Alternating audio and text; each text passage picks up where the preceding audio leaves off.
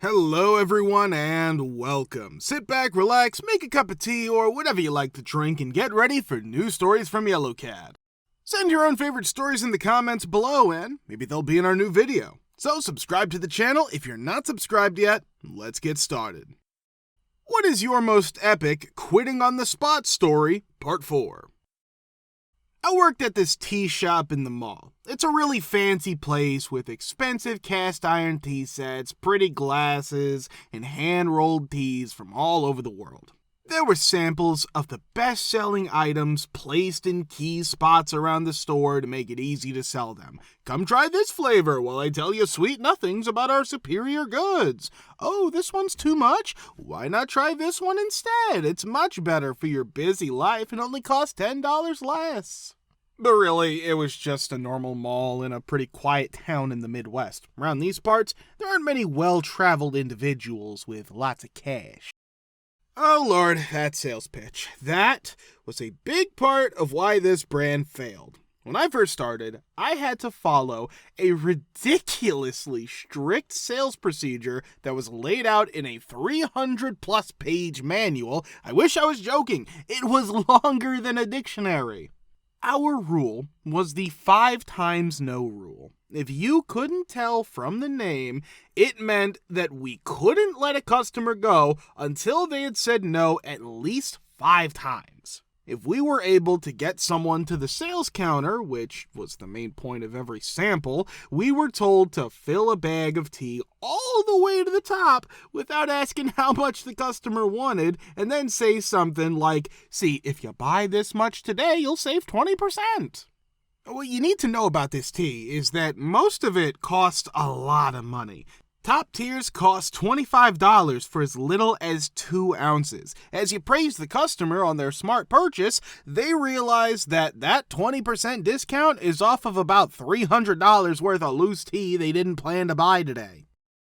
As you might guess, this sales pitch annoyed a lot of people. It only worked if you caught someone off guard and they felt too guilty to argue, which happened almost all the time, or if you caught a rich customer who actually had that much cash on hand. The owners of the company approved it, but it looked like it was made by someone who had never worked in a mall store. Also, they used at least 13 different metrics to judge our sales performance. These included sales of loose tea, cups of tea, cast iron, tea maker, ceramic, certain ratios like items per transaction, average item cost, etc., transaction totals, transaction averages, and more. It goes on and on. I was paid $8 an hour to do this. Not only was this job set up in a silly way to begin with, they sold the business to a big coffee brand soon after I started working there. They didn't bother to tell us. Customer told me that he had seen the sample card in the newspaper, which is how I found out about it. "There's a notice in the back about it," my boss said, and there it was, in front of the sink. At first, they said the takeover would only be good for us, and that we would even get benefits if we worked at least part-time. They conveniently forgot to bring that up again. It came up again when they started hiring new people to be managers and shift leads instead of promoting the salespeople who had been there for years. A new hire, a shift lead, which is basically a manager, wanted to know why she wasn't getting the benefits she was promised. She got mostly shrugs as an answer. After the takeover, they changed the sales process a few times. At first, they told us to get rid of the stuff that had the 5 times no rule, but then, just a few weeks later, they told us we had to go back to the old, strictly scripted process or else we'd be punished. They began keeping an eye on our sales to make sure we weren't being too nice to the customer. They started cutting hours all over the place, usually for people who didn't make as much money. Got so bad that the ASM was leaving work early every day, leaving the store without a manager for up to an hour. This was because they weren't paying us enough to cover the bare minimum of staff we needed to run the store. Actually, that wasn't even the worst thing they did to that poor woman. They made her drive across the state and back for hours to help staff other stores. They didn't honor the time off she was promised when she was hired, and they expected too much from her. She made maybe a few dollars more an hour as the ASM than we did. The big surprise came around Christmas. Big Coffee told the managers to put most of the loose tea into trash bags and then pour water over them to destroy the product. They said they wanted to examine their product. Our tea wall was mostly empty for weeks. Customers were angry and upset that all but the best-selling items were gone. There were even threats of firing for employees who posted pictures of the empty tins online, even though anyone could walk into any store and see the same thing behind the counter. Also, they didn't bother to account for missing tea in our sales numbers, so you can imagine how upset we all were. Sometimes it's tough to sell tea when you don't have any. But our kind CEO, who kept his job during the takeover and got several $1 million for the sale, gave us a great holiday gift. We were told we could get up to an ounce of any tea we wanted for free, even the most expensive ones. How amazing! And because it was a gift, they could write it off on their taxes as a donation to charity. And that was really nice of them. They were paid to throw away that tea. 2 times. Do I hear you guys right? Work smarter, not harder. After a year of this, I was sick of the back and forth, the complete lack of communication and respect, and still getting paid peanuts by a bunch of millionaire jerks who didn't understand what it's like to be a customer for most of us Missourians who shop at malls. I was sick of selling things that we could only afford if we stole them out of the trash, which was against the rules even if the items were brand new and had not been opened, so people wouldn't sell them on eBay. When I told my boss I was starting a new job in 2 weeks, I finally lost it. She said something like, "I guess that's fine, but from now on, if you need to change my schedule, I'll need 30 days notice." F that! Anyone working in a store that pays minimum wage must think that they're so special that I can see a month into the future just for them, since they won't even promise me a day off in 2 weeks. I quit first. Soon after, the ASM joined me. Then 3 of the other salespeople came over quickly. The staff was pretty small to begin with, maybe 14 people, and I think that by the time I left, everyone but the general manager was gone. The little tea shop we used to have is no longer around. Even though they said the corporate takeover wouldn't change anything important, all of the physical locations were eventually shut down and liquidated. They still sell this brand of tea under their own name, but now they only have a few herbals, a berry, and a chai. No longer are there more than 90 different kinds of tea with flavors that change with the seasons. What used to say it sold the best teas on the market is now just an interesting drive-thru option in its place. I liked working there, even if it was just because I met new people. 3 or 4 of my old coworkers who left when I did, and I still talk to them. We also liked that we could get free tea at work, since that was the best way for most of us to save money. I had some of the silliest customer interactions while I worked there. Oh, tea heaven. I'll never forget you, you money-grubbing bees. What is your tale of the HOA from H, Part 4? Before we sold our condo, our HOA told us that the meeting would only be used to talk about options for replacing the boiler and that there would be no vote. There was a lot to do, so we skipped it. We found out during the closing process that we owed the HOA an extra $4,000 for new boilers. This money will be taken out of the profit we made from the sale. We were so sick of that awful HOA that we agreed to the $4,000 price and sold it. It turned out that the HOA meeting where the boiler decision was made did not have a quorum. The HOA had mostly new members at this point, so they hadn't even looked at the budget or known how much money they had before spending $50,000 on new boilers. We told them we would come back a week later to get our $4,000 back because they didn't have a quorum. After a few months, we went back to get our mail and found that the boilers had not been replaced.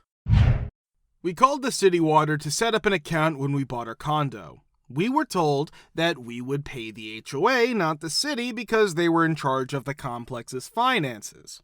I told the HOA this was true. We were given an amount to pay each month to the HOA when we asked. We paid our HOA dues every month for 2 years without getting any kind of notice, so we thought the water bill was part of the HOA dues the whole time. All of a sudden, we get notice from the HOA that we're behind on our water bill for the whole 2 years. We knew we had to pay the bill, but we didn't like how the notice made us feel. It put all the blame on us and gave us days to pay.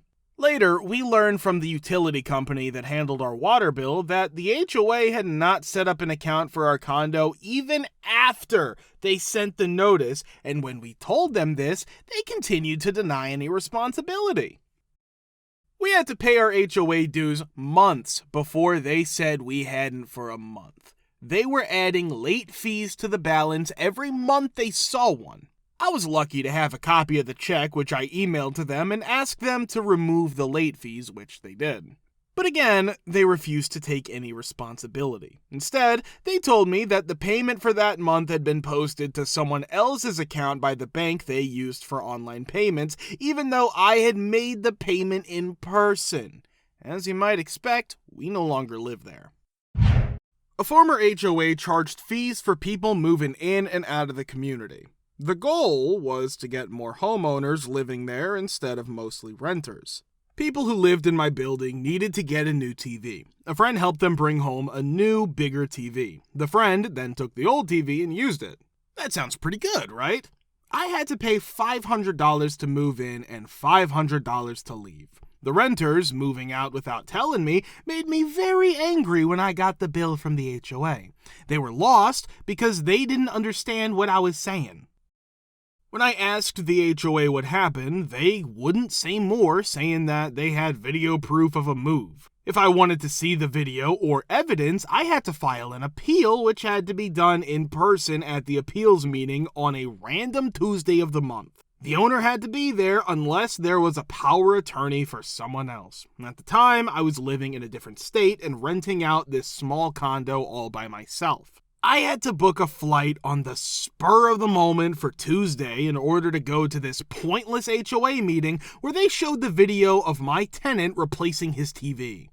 It was very clear that they brought in a new TV in a box and then took the old TV away a short time later. No other things or furniture were moved. The HOA wouldn't give in. They said it was a move because the tenant needed 2 people to help them move. They asked a friend for help. WTF? There's a fake process called appeal that you use to present your case. It doesn't matter how clear it is that you're right. They say they won't answer right away because they need to review it. The person reviewing it is in the meeting, but they won't give you a response until a week later. In response, it was said that the first decision stood, and if I didn't hire a lawyer to take the case, I would have to pay with a lien. Even if I won, it wouldn't make sense to hire a lawyer because the fees would be more than the fine. I had to pay it in the end. A homeowners association, HOA, has been a part of my life for more than 3 decades. Some of these things are mentally blocked out of my memories, but here is one that comes to mind. My home was a large house in a neighborhood in Florida that was considered to be upper middle class. The rules of the HOA were ridiculous. It was common for people to walk around looking for violations, which could include things like having your roof or driveway pressure cleaned, having trees trimmed, having regulation mailboxes painted, and other similar unnecessary things. If you failed to complete the task within the allotted time frame, the homeowners association would hire someone to complete it and then send the bill to the homeowner. The notice that they sent me to have my driveway refinished was sent to me at one point. Despite the fact that I did that, I was instructed to refrain from driving on it for a couple of days so that it could have some time to heal or something.